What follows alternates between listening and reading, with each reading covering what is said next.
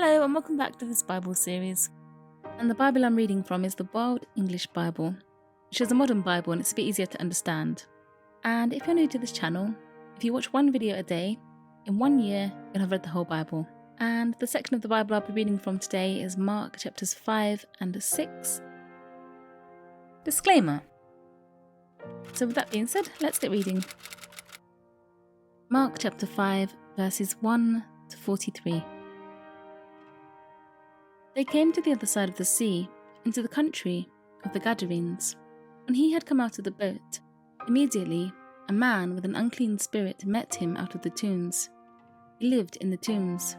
Nobody could bind him any more, not even with chains, because he had been often bound with fetters and chains. And the chains had been torn apart by him, and the fetters broken in pieces. Nobody had the strength to tame him. Always, night and day, in the tombs and in the mountains, he was crying out and cutting himself with stones. When he saw Jesus from afar, he ran down and bowed down to him. And crying out with a loud voice, he said, "What have I to do with you, Jesus, you Son of the Most High God? I adjure you by God, don't torment me."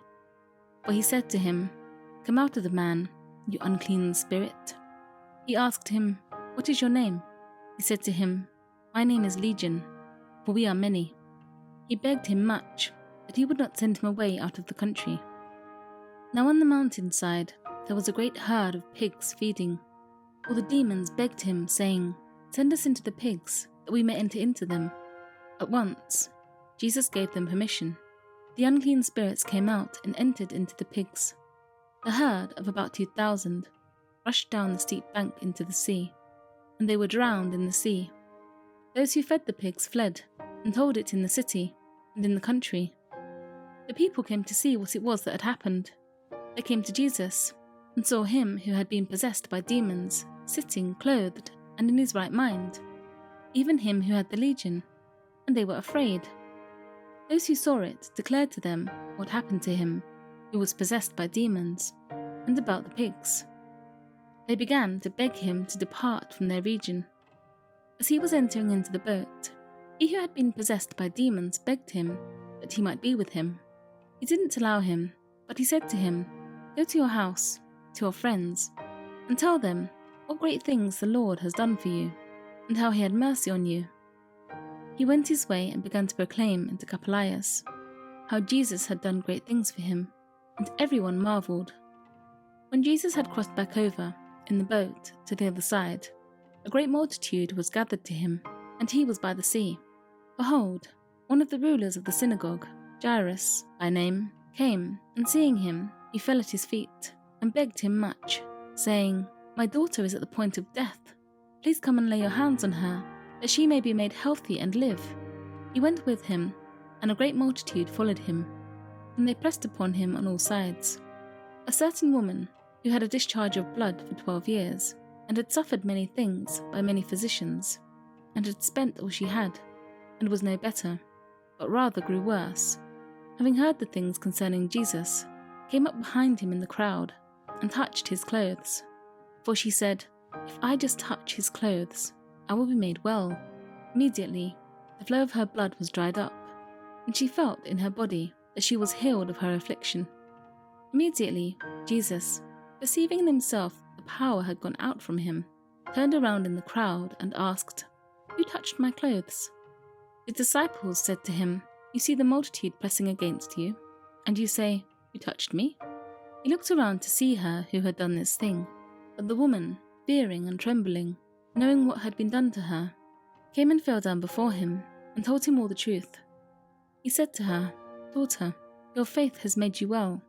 Go in peace and be cured of your disease." While he was still speaking, people came from the synagogue ruler's house, saying, "Your daughter is dead. Why bother the teacher any more?"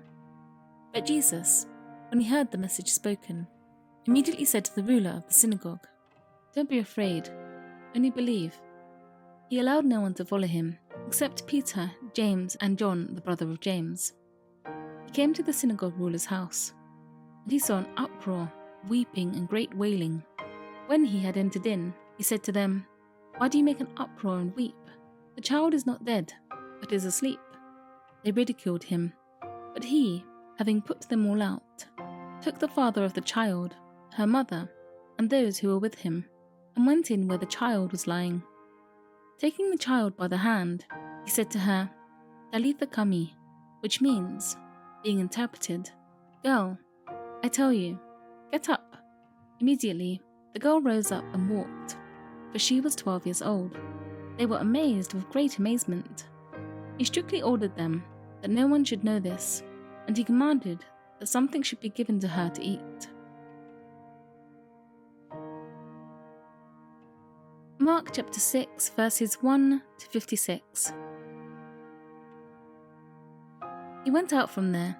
He came into his own country, and his disciples followed him.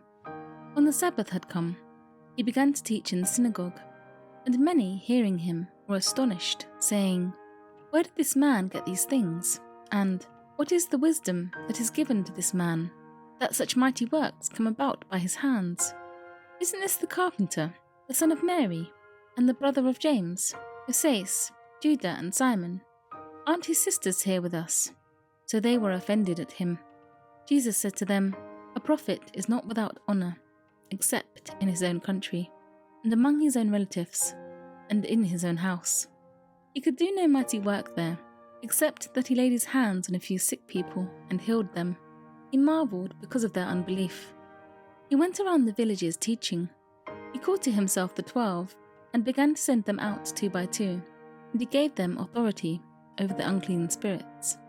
He commanded them that they should take nothing for their journey, except a staff only, no bread, no wallet, no money in their purse, but to wear sandals, and not put on 2 tunics. He said to them, "Wherever you enter into a house, stay there until you depart from there. Whoever will not receive you nor hear you as you depart from there, shake off the dust that is under your feet for a testimony against them. Assuredly, I tell you, it will be more tolerable for Sodom and Gomorrah in the day of judgment than for that city." They went out and preached that people should repent. They cast out many demons, and anointed many with oil who were sick, and healed them. King Herod heard this, for his name had become known, and he said, "John the Baptizer has risen from the dead, and therefore these powers are at work in him." But others said, "He is Elijah." Others said, "He is a prophet, or like one of the prophets." But Herod, when he heard this, said, "This is John, whom I beheaded. He has risen from the dead." For Herod himself had sent out and arrested John, and bound him in prison for the sake of Herodias, his brother Philip's wife, for he had married her.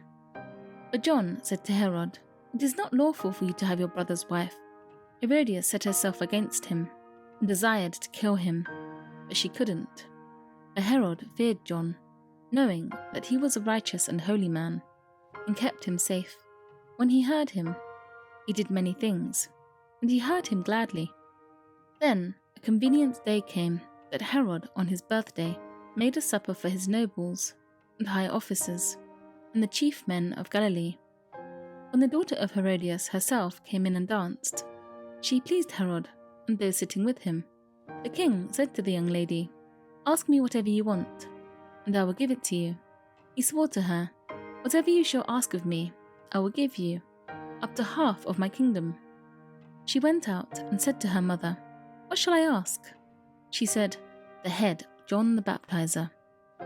She came in immediately with haste to the king and asked, "I want you to give me right now the head of John the Baptizer on a platter." The king was exceedingly sorry, but for the sake of his oaths and of his dinner guests, he didn't wish to refuse her. Immediately, the king sent out a soldier of his guard and commanded to bring John's head. And he went and beheaded him in the prison, and brought his head on a platter, and gave it to the young lady. And the young lady gave it to her mother. When his disciples heard this, they came and took up the corpse, and laid it in a tomb. The apostles gathered themselves together to Jesus, and they told him all things, whatever they had done, and whatever they had taught. He said to them, "Come apart into a deserted place and rest a while." For there were many coming and going. and they had no leisure so much as to eat. They went away in the boat to a deserted place by themselves. They saw them going, and many recognized him, and ran there on foot from all cities. They arrived before them, and came together to him. Jesus came out, saw a great multitude, and had compassion on them, because they were like sheep without a shepherd. And he began to teach them many things. When it was late in the day, his disciples came to him, and said, "This place is deserted, and it is late in the day. Send them away, that they might go into the surrounding country and villages, and buy themselves bread, for they have nothing to eat." But he answered them, "You give them something to eat." They asked him, "Shall we go and buy 200 denarii worth of bread, and give them something to eat?" He said to them, "How many loaves do you have? Go see." When they knew, they said, 5 and 2 fish. He commanded them that everyone should sit down in groups on the green grass. They sat down in ranks, by hundreds and by 50s. He took the 5 loaves and the 2 fish, and looking up to heaven, he blessed and broke the loaves. And he gave to his disciples to set before them, and he divided the 2 fish among them all. They all ate and were filled. They took up 12 baskets full of broken pieces, and also of fish. Those who ate the loaves were 5,000 men. Immediately he made his disciples get into the boat, and go ahead to the other side, to Bethsaida, while he himself sent the multitude away. After he had taken leave of them, he went up the mountain to pray.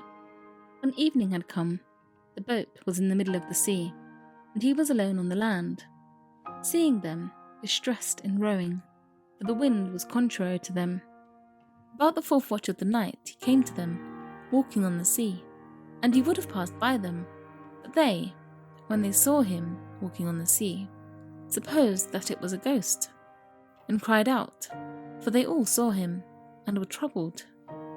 But he immediately spoke with them, and said to them, "Cheer up, it is I, don't be afraid." He got into the boat with them, and the wind ceased, and they were amazed among themselves, and marvelled, for they hadn't understood about the loaves, but their hearts were hardened.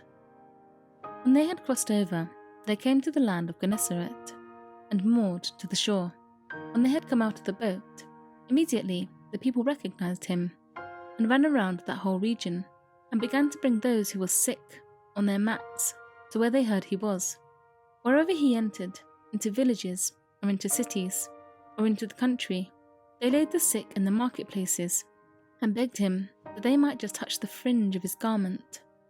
And as many as touched him were made well.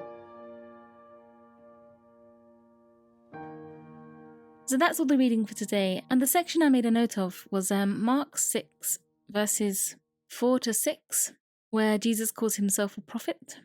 And then I wondered why Jesus would call himself a prophet.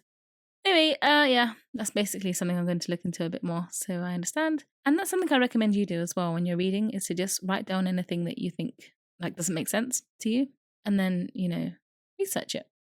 So yeah, so I hope you enjoyed that video, and I'd love it if you subscribed and we can continue reading together. And also if you could like the video, that would help the video. So with that being said, I will see you in tomorrow's video. Thank you for listening. Bye.